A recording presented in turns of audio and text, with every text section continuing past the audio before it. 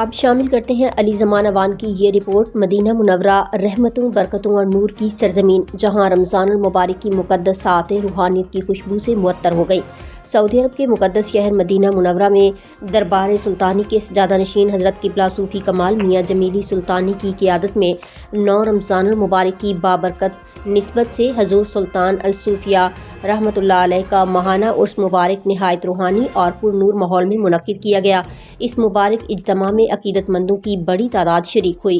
درود و سلام کی صدائیں بلند ہوئیں، ذکر و اذکار کی محافل سجیں اور امت مسلمہ کی بھلائی کے لیے خصوصی دعائیں مانگی گئیں۔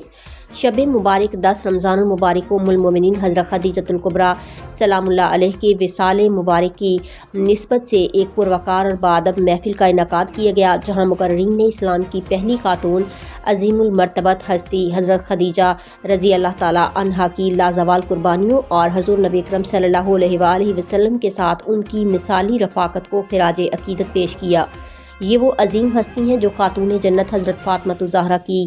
والدہ محترمہ اور نبی کریم صلی اللہ علیہ وآلہ وسلم کی پہلی زوجہ محترمہ ہونے کا اعزاز رکھتی ہیں اور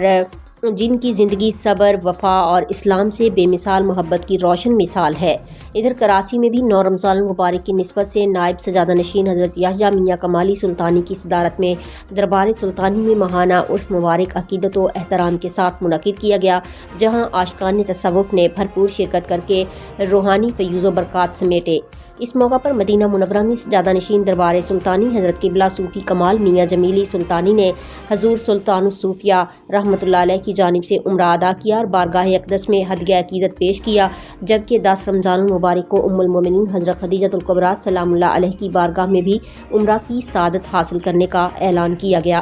تقریب کے اختتام پر عالم اسلام کی سلامتی، وطن عزیز پاکستان کی ترقی و استحکام اور امت مسلمہ کے اتحاد و یگانگت کے لیے خصوصی دعائیں کی گئیں۔